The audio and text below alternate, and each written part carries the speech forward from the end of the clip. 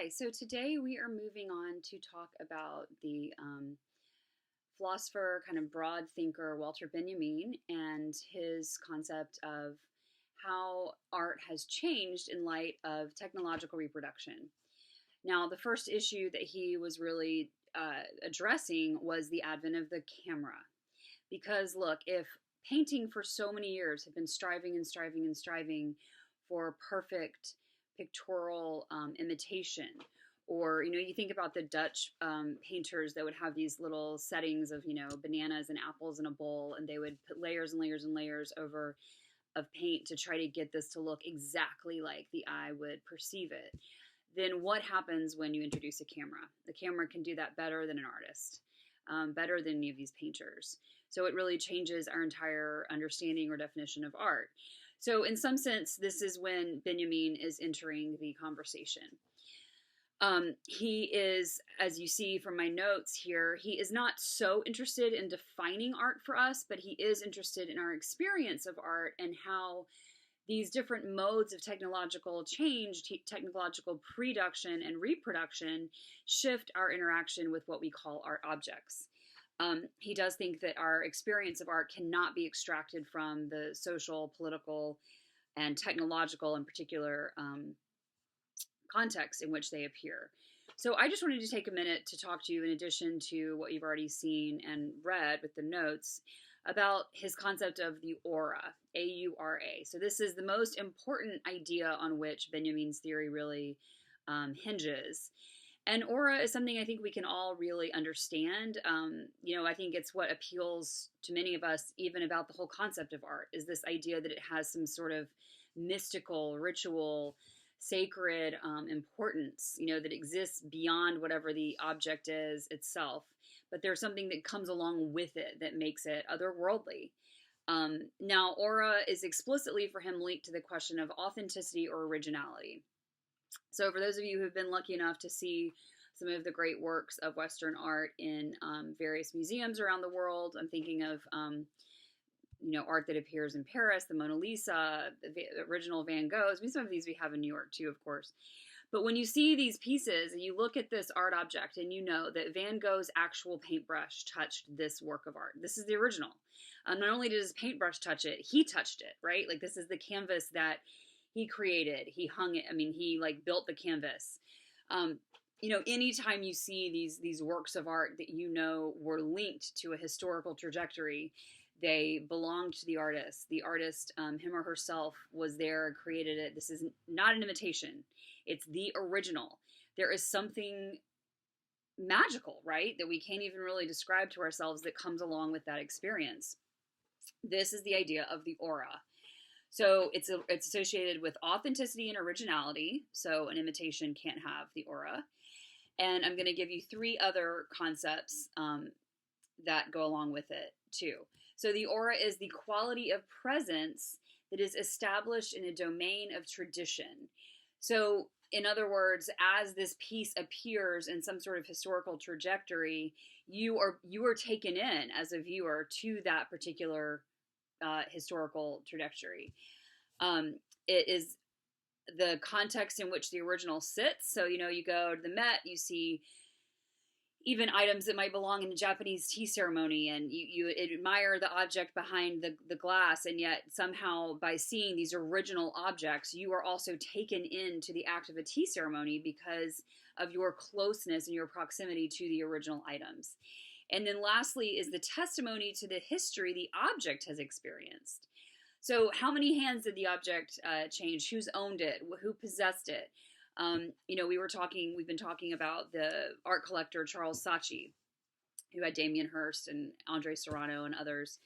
There are famous art collectors that own certain works of art, famous celebrities that have owned certain works of art. So that all also contributes to the aura. Like, here is this item. Maybe you're viewing it somewhere. Maybe it was on loan. Sometimes you see in a museum that it's on loan by XYZ famous person, socialite, celebrity, philanthropist. So you can think that you're looking at an object that this other person has also experienced. So there is something fascinating about that like wraps us up into the life of the object. And so this, I mean, for many people, this is how we would also describe this as like cult value, right? Like we use the slang term, it's iconic. Like that's all about this idea of the aura. Now for Benjamin, the aura was explicitly negative. The aura is like buzz. It's like something cool. It's like something special that distracts us and detracts from our ability to truly analyze the object for ourselves.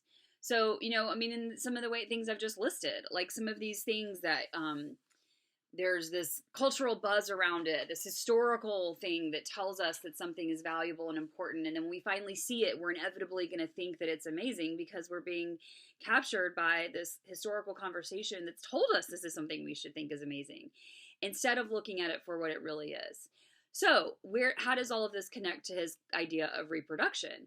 Well, if art then was able to be reproduced through photography, through film, and we were suddenly able to have access to images of famous artworks, cultic artworks, iconic artworks, like let's say in your art history textbook, or Google image search, or you know, Instagram, like any of these ways that we're able to look at this stuff on our own, bring it into our own world, kind of take away the, you know, this like mystical religious part of it that we see if we're in a museum, then we're able to really analyze it for how good it is. And he thought that this was great. You know, and I put a note there to say, think about this in comparison to someone like Greenberg, who thought that kitsch or reproduced art was negative because it didn't allow us to criticize and analyze the originals. For Benjamin, reproduced art is positive because it does allow us to criticize and analyze the artwork instead of being carried away by the aura. So a few more things I want to mention about this in relationship to film in particular. Film was a great way to do away with this concept of aura. Because in film, it's impossible to even really talk about what the original is. Like, is it the actual film itself, the tangible film? I mean, certainly not in the world of digital filmmaking now, you know. Is it the premiere? Maybe, except that whatever you see in your own home or in another theater around the time of the premiere or even after the fact is exactly the same as what was being shown at the premiere. So the concept of the original loses its value, right? Like the concept of what is the authentic film experience loses its value. So therefore, every theater goer, every film goer is on equal footing. People, the masses, the elites, everybody's kind of in it together. We're all able to be critics and to sharpen our ability to be critics together. And he thought that that was great. In fact, he thought that enjoyment of art and criticism of art should be fused. They should be the same thing. And this, I think, you know, I think we all experience this. You walk out of a good movie, or even a movie you don't like, but immediately you want to turn to the person you're with and say, like, I thought that was bad because of this, or I can't believe he never did the da-da-da-da. You know, there's immediate criticism that kicks in as part of our ability to enjoy the work of art. Now, along with that, though, what's important to note is that Benjamin does tell us that the concept of the aura, or that the idea of the aura, does persist. It wants to survive. So even though the technological progress is happening, and you know, we have the camera, then we have the film camera, then now we have all sorts of digital progress, and you know, art is changing in all of these different modes of production, the aura wants to go along with those changes. So we see that the aura continues. So, you know, I wanted us to think a little bit, and here's again where it would have been great to have a discussion, but where would the idea of the aura be in relationship to film? So there's another writer named Stanley Cavell who took up this question, and he says that the idea of the aura comes in film, where we think about the idea of the cultic celebrity, right? The movie star, the larger than life, absolute movie star, who really only plays him or herself, you know, a Brad Pitt, an Angelina Jolie, a Tom Cruise. Like, they are so big that any role they play will always just be that person playing the role, right? Like, they don't blend into the role because they are so famous. Like, their own cult status kind of transcends the whatever role. So he says, like, this can kind of be a negative thing because we've created this cult of the star, and really we should have actors that are all equal, and that we should destroy the myth, bring them back to reality, realize that, you know, stars, they're just like us. Like, they're all in quarantine right now. They're all, you know, they're not these like larger than life people. We shouldn't just automatically think we like a film that some celebrity is in just because they're someone that we like admire in this cultic way. So the aura does strive to survive with these changing modes of art, but that's not a good thing.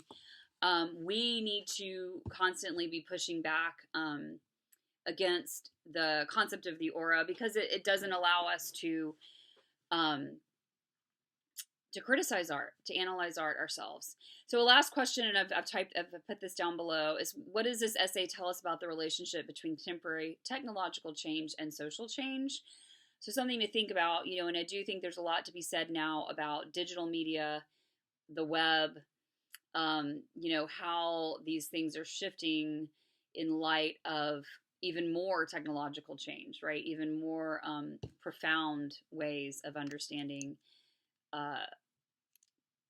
the experience of art. I've even been thinking a lot during this particular experience that we're all in right now of like these virtual tours of museums. Like that's great. My son and I, we did like virtual tours of some state or national parks a few weeks ago, and it was really cool. But it's like obviously not the same. We're sitting in our apartment in Brooklyn. We're not in the fjords. We're not in the Grand Canyon.